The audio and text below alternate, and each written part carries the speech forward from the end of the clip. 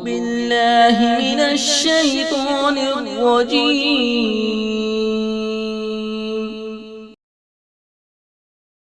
بسم الله الرحمن الرحيم.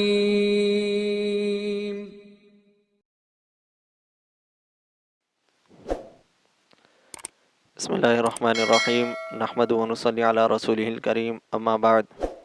فأعوذ بالله من الشيطان الرجيم بسم الله الرحمن الرحيم قل هو الله أحد الله الصمد لم يلد ولم يولد ولم يكن له كفوا أحد صدق اللہ العظیم۔ جس طرح کہ پچھلی ویڈیو میں آپ سے یہ وعدہ کیا گیا تھا کہ آئندہ ویڈیو میں آپ کے سامنے اس صورت کے تلفظ اور مختصراً تفسیر و ترجمہ بیان کیا جائے گا، تو یاد رکھیں کہ عربی میں یہ خاصیت ہے کہ اس کے تلفظ اور الفاظ کا رد و بدل تو معانی کے تبدیل کا باعث بنتا ہی ہے، لیکن عربی میں اگر زبر زیر پیش میں بھی یعنی حرکات میں بھی تبدیلی واقع ہو تو اس سے بھی معانی بہت زیادہ تبدیل ہو جاتے ہیں، اور بلکہ بعض دفعہ تو اتنا معنی تبدیل ہو جاتا ہے کہ انسان اگر جان بوجھ کر اس طرح کا عمل کرے تو مسلمانیت سے کفر میں داخل ہو جاتا ہے۔ تو اس لیے ہمیں قرآن پاک کو پڑھتے ہوئے چاہے وہ کوئی بھی صورت ہو، کوئی بھی آیت ہو، ان چیزوں کا خاص خیال رکھنا چاہیے کہ کہیں ایسا نہ ہو کہ ہم گناہ گار ہو رہے ہوں اور قرآن غلط پڑھنے کے مرتکب ہو رہے ہوں۔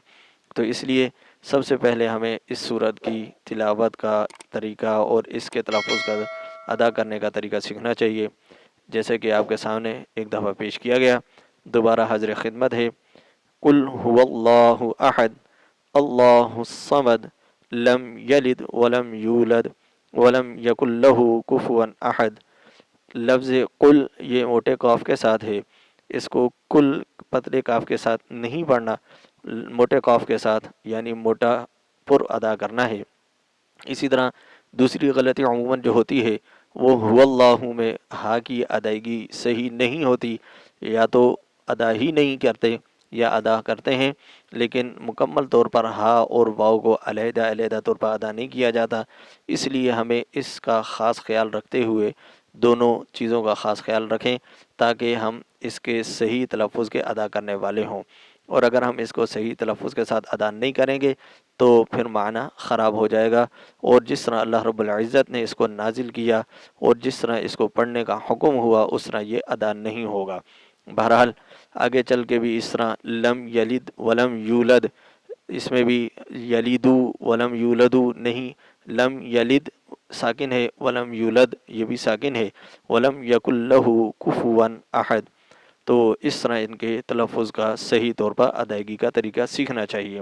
اور اگر ہو سکے تو کسی قاری صاحب کو، حافظ صاحب کو اس کو سنا کے اپنی تصحیح کرنا چاہیے، اور میرا تو مشورہ یہ ہوگا کہ ہم مکمل طور پر ثنا سے لے کر سبحانک اللہم سے لے کر السلام علیکم ورحمۃ اللہ تک یعنی پوری کی پوری نماز سیکھیں، اور اس کو کسی سے ادائیگی کا طریقہ جو ہے وہ سیکھ کے اس کو اس طور پر پڑھنے کی کوشش کریں۔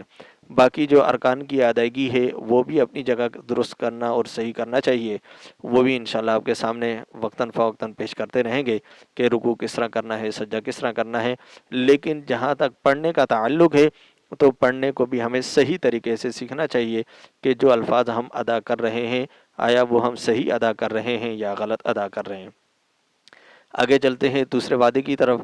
دوسرا وعدہ یہ تھا کہ اس کا مختصر ترجمہ اور تفسیر آپ کے سامنے پیش کریں گے، جس طرح کہ آپ کو پچھلی ویڈیو میں یہ بتایا گیا کہ اللہ رب العزت نے اس صورت کو خصوصیت سے نوازا ہے، ایک خاص اس کی فضیلت ہے۔ اس کی ایک وجہ تو یہ ہے کہ اس صورت میں اللہ رب العزت نے اپنی وحدانیت کو مکمل طور پر بیان کیا، اور خاص طور پر اس میں الگ الگ جو ہے وہ جو اعتراض اور سوالات ہیں مشرکین کے ان کو بیان کیا اور ان کا جواب دیا۔ تو اس لیے یہ مکمل صورت جو ہے یہ وحدانیت پر مشتمل ہے، اس لیے اللہ رب العزت نے اس کو خاص فضیلت سے نوازا۔ صورت ہے قل هو اللہ احد۔ آپ صلی اللہ تعالیٰ علیہ وسلم سے اللہ رب العزت کا ارشاد ہے، اے نبی کہہ دیجئے هو اللہ احد، یہاں پر یاد رکھیں کہ اگر یوں کہا جاتا کل اللہ احد، اے نبی کہہ دو اللہ ایک ہے، تو بھی بات مکمل تھی، لیکن ہوا اللہ، ہوا کا لفظ بڑھا کر اس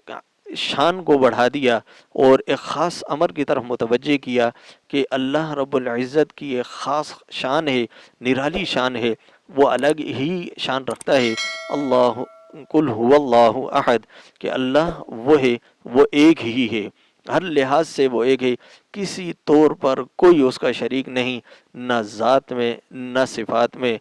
ذات میں بھی کوئی شریک نہیں، صفات میں بھی کوئی شریک نہیں۔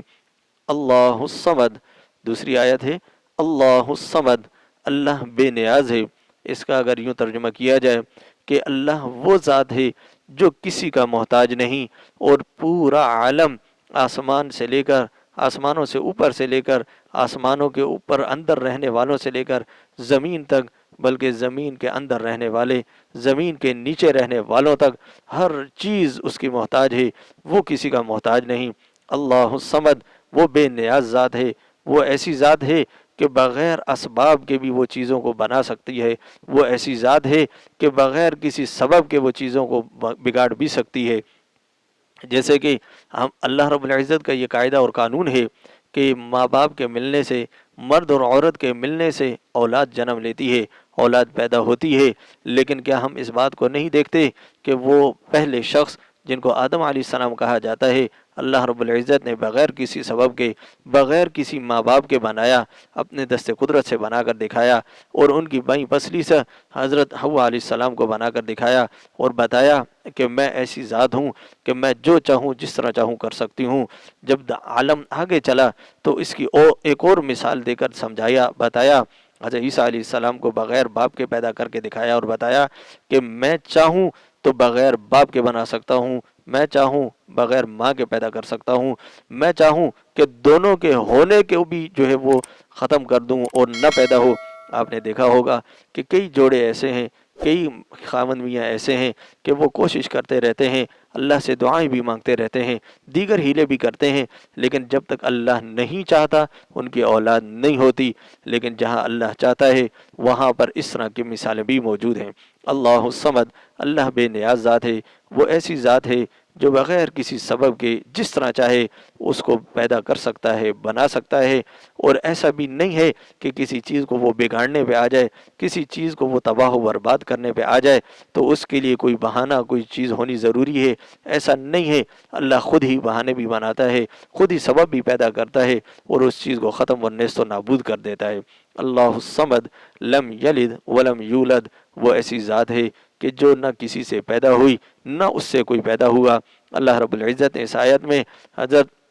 عزیر علیہ السلام اور عیسیٰ علیہ السلام کے بارے میں جو ان لوگوں کا عقیدہ تھا، قرآن پاک میں آتا ہے وقالت الیہود عزیر ابن اللہ، یہود کہتے تھے کہ عزیر اللہ کے بیٹے ہیں، وقالت النصارى مسیح ابن اللہ، اور نصرانی کہتے تھے کہ عیسیٰ علیہ السلام اللہ کے بیٹے ہیں۔ تو ان کو جواب دیتے ہوئے اللہ رب العزت نے فرمایا کہ میں وہ ذات ہوں کہ جس کی کوئی اولاد نہیں، نہ میری کوئی اولاد ہے اور نہ میں کسی کی اولاد ہوں، اس لیے کہ اولاد ہونا یہ بھی ایک عیب ہے، یہ بھی ایک غلطی ہے کہ کسی کی اولاد ہونا، اولاد ہونے کا مطلب یہ ہوتا ہے کہ اس کا بڑا بھی ہے، لیکن اللہ وہ ذات ہے کہ جس کے برابر بھی کوئی نہیں، بڑا ہونا تو بہت دور کی بات ہے۔ اس لیے اللہ رب العزت نے اس چیز کو ختم فرما دیا، دروازہ بند کر دیا کہ نہ میں کسی سے ہوں نہ میرا کوئی ہے، اس لیے کہ اگر اس سے کوئی اور ہوتا تو اس بات پر بھی شائبہ جاتا تھا کہ جس طرح اولاد باپ کی وارث ہوا کرتی ہے تو ممکن ہے کہ یہ بچے جو اللہ کے بیٹے ہیں، اللہ کی بیٹیاں ہیں، اللہ کی اولاد ہیں، تو یہ بھی کسی چیز میں وارث ہوں گے، لیکن اللہ رب العزت نے اس دروازے کو بھی بند کر دیا کہ میں بھی کسی کا نہیں اور میرا بھی کوئی نہیں، یعنی نہ میں کسی سے جنا گیا نہ مجھ سے کوئی جنا گیا۔ وَلَمْ يَكُنْ لَهُ كُفُوًا أَحَدٌ، اور وہ ایسی ذات ہے کہ کوئی اس کے برابر نہیں، نہ ذات میں اس کے برابر ہے نہ صفات میں اس کے برابر ہے۔ ذات کے اعتبار سے تو عموماً ہم سمجھتے ہیں کہ اس کے برابر کوئی نہیں، لیکن جب صفات کی باری آتی ہے تو وہاں پر ہم تھوڑے سے ڈگمگا جاتے ہیں، تھوڑی سی خرابیاں پیدا ہو جاتی ہیں۔ تو یاد رکھیں کہ اللہ رب العزت ذاتاً بھی اکیلے ہیں، صفاتاً بھی اکیلے ہیں، کوئی اس کے برابر نہیں، نہ اس کا کوئی شریک ہے، نہ اس کے کوئی برابر ہے۔ اللہ رب العزت ہمیں اپنی وحدانیت کے بارے میں مکمل طور پر سمجھ عطا فرمائے اور صحیح عقیدے والا بنائے۔ وما علینا الا البلاغ۔